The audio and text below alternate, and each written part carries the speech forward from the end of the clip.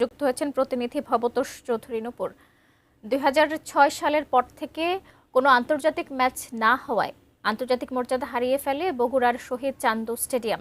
সেই ঐতিহ্য ফিরিয়ে দেওয়ার জন্য চলছে পুনর্গঠনের কাজ। সেখান থেকে বিস্তারিত জানিয়েছেন উত্তরাঞ্চলীয় ব্যুরো প্রধান চপল সাহা।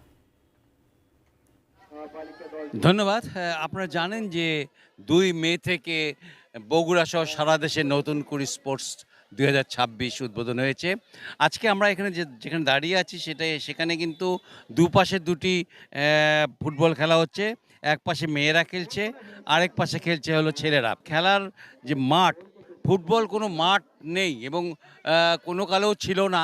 যে কিছু কিছু আপনার দেখা যায় যে আপনার ওই স্কুলে ছোট ছোট মাঠ আছে, সেই মাঠে যে ভালো কোনো খেলোয়াড় বের হবে এরকম কোনো আসলে অবস্থা নেই।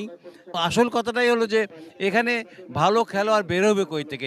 যেহেতু এখানে কোনো বাংলাদেশের একমাত্র জেলা যেখানে একটি ফুটবল স্টেডিয়াম নেই। এই ফুটবল স্টেডিয়াম না থাকার কারণে কিন্তু এখানে ভালো খেলোয়াড় বের হচ্ছে না। ফুটবলটা হয়ে আছে অনেকটাই স্তিমিত। এখানে স্টেডিয়াম নেই, খেলার জায়গা নেই।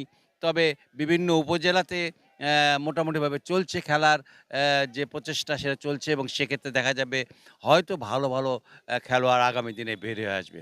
মোটামুটি বগুড়ার এই আপনার হলো চান্দু স্টেডিয়ামের পাশ থেকে এই ছিল আমার কাছে সর্বশেষ।